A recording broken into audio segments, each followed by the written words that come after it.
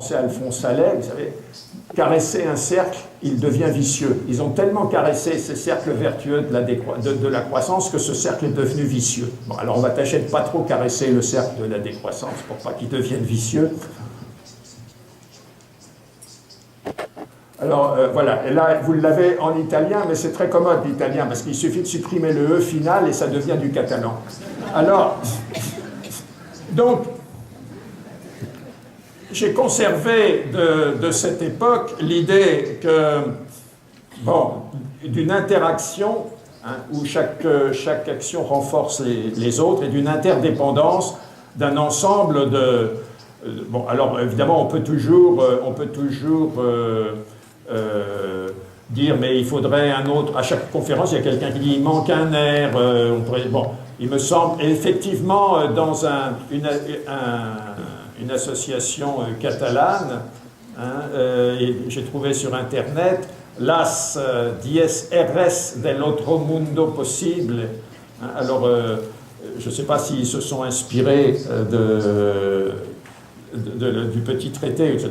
Mais donc il y a Los principios básicos que nos orientan pueden resumirse en 10 R. Alors il y a respeto, reducción, redistribución, réflexion, revendication, etc. Bon, donc chacun peut avoir ses airs. Je crois que les 8 airs que j'ai proposés synthétisent assez bien le projet de ces diverses alternatives que doivent être les sociétés de décroissance. Alors, le projet d'une société de décroissance, le projet politique d'une société de décroissance se situe à deux niveaux. Le niveau de la conception, concevoir cet autre monde possible dont parle le mouvement altermondialiste, et puis le deuxième niveau, c'est la réalisation, hein, passer à l'acte. Bon. Alors, évidemment, plus on passe du niveau abstrait au niveau concret, plus on est dépendant du contexte, et le passage à l'acte ne peut pas se faire de la même façon en Afrique et en Amérique du Nord, et même peut-être en Bretagne et en Catalogne. Donc là, on ne peut pas proposer des règles trop générales, on est obligé de se limiter à des projets concrets. Alors, le premier niveau, donc, c'est l'utopie concrète, hein, c'est le projet, on n'est pas dans un programme, donc il ne s'agit pas de dire, ah, on va, en particulier, on comprend très bien que le premier est réévaluer, c'est-à-dire changer les valeurs sur lesquelles repose la société de croissance et développer d'autres valeurs. Ce n'est pas quelque chose qui peut faire l'objet d'un programme politique. Ça serait terrifiant de dire on va changer des valeurs, et d'ailleurs ça serait inefficace, parce que les valeurs, c'est quelque chose qui est le résultat d'une maturation historique. Mais on voit bien que notre société fonctionne, il suffit de regarder les émissions de télévision, sur des valeurs qui sont la lutte, la guerre économique, la concurrence exacerbée, la recherche de l'argent par tous les moyens, la recherche de la jouissance égoïste, etc. Et que ce qui nous entraîne vers la catastrophe, c'est précisément, et la destruction de la nature, bien sûr, ce qui nous entraîne à la catastrophe, c'est l'exacerbation de ce type de valeurs qui est transmise, que nous transmettons en plus aux enfants à travers des jeux vidéo, etc., qui sont d'une violence terrifiante. Et donc il faut réintroduire d'autres valeurs dans le rapport à la nature en particulier, non plus exalter la prédation, hein, mais s'insérer, ne plus traiter la nature comme un prédateur, mais vivre dans la nature comme un bon jardinier qui entretient les espèces utiles, parce que nous faisons partie de la nature. Si nous la détruisons, nous détruisons la base même de notre vie. Bon, c'est réévaluer, c'est une révolution culturelle. C'est une révolution culturelle, c'est une décolonisation de notre imaginaire, une déséconomicisation, puisque l'économie nous a colonisés.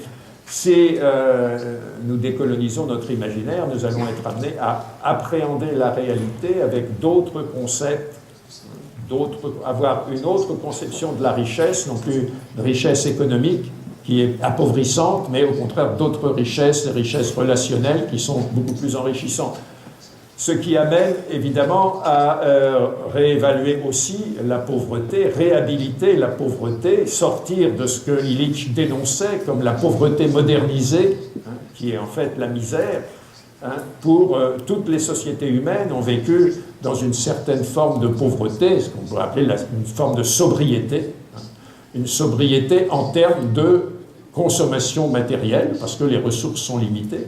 Et cette consommation matérielle limitée n'empêche absolument pas une très grande richesse de la vie et une très grande, si on veut encore utiliser des termes économiques, une très grande consommation de biens relationnels, source de grande satisfaction. Alors, ces deux premières étapes, au fond, c'est, pour parler le jargon de nos enfants, c'est le changement du software, hein, ou le changement du logiciel. Mais il faut aussi changer l'ordinateur ou le revoir sérieusement. Il faut revoir l'hardware, ou pour le dire dans les termes archéo-marxistes, les deux premiers pas, c'est le changement de la superstructure, et ensuite, ça implique aussi un changement de l'infrastructure. Et ça, c'est restructurer, effectivement. Restructurer, c'est remettre en question les rapports de production de cette société productiviste, et c'est produire autrement et produire autre chose. Ça implique une énorme reconversion. Si j'avais un conseil à donner, effectivement, mais on ne me le demandera pas, au prince qui nous gouverne, je dirais la première chose à faire, c'est pas de donner de l'argent aux entreprises automobiles pour qu'elles vendent toujours plus de voitures, mais c'est aider les entreprises automobiles, éventuellement financièrement, mais pour se reconvertir, pour fabriquer, par exemple, des panneaux solaires, des éoliennes ou des systèmes de cogénération. Et alors évidemment, à ce niveau-là, changer les rapports de production, ça pose une question qui, toujours pour les gens de gauche, fondamentale. Est-ce que la décroissance implique de sortir du capitalisme? Je dis bien évidemment, parce que Marx nous a appris qu'au cœur du capitalisme, c'était l'accumulation illimitée de capital. L'accumulation illimitée de capital, c'est le productivisme. Et donc, par conséquent, il faut sortir du capitalisme, mais cela étant, il n'y a pas de recette. On a cru qu'on avait une recette, mais ça n'a pas marché. Pendant 70 ans, on a pensé qu'on allait sortir du capitalisme en abolissant la propriété privée des moyens de production, mais finalement, ça a été la faillite complète. Donc, sortir du capitalisme, ça reste aussi à inventer, ça se fera sûrement, hein, un beau jour, on s'apercevra, le capitalisme a sûrement, j'espère, ses jours sont comptés, mais ça ne va pas se décider comme ça, on va pas, par oukase, on ne va pas décider de sortir du capitalisme. Par contre, on peut prendre des mesures qui vont contre, par exemple, déjà, le fait de taxer les riches après 30 ans de détaxation, c'est déjà un pas dans une direction différente. Redistribuer, bien sûr, redistribuer la richesse entre le nord et le sud, mais redistribuer aussi à l'intérieur, surtout comme l'a bien montré un de nos amis, Hervé Kempf, ce sont les riches, ou les méga riches, comme en catalan on a traduit comment les riches détruisent, les méga riches détruisent la planète. C'est aussi redistribuer, bien sûr, l'empreinte écologique, redistribuer entre le nord et le sud, la terre, le travail, les revenus entre les générations. Relocaliser synthétise un peu tous ces objectifs précédents. Bien sûr, relocaliser l'économie, c'est aussi le deuxième conseil que je donnerais si on me le demandait face à la crise. Retrouver des circuits courts en agriculture, mais aussi relocaliser une partie de l'activité industrielle, contrecarrer en quelque sorte ce grand déménagement planétaire qu'a été la globalisation, avec ses effets absolument absurdes. Et ça se passe à nos portes. Il suffit de penser que chaque jour, il y a 4000 camions qui franchissent le col du Perthus. Mais franchissent le col du Perthus, pour quoi faire?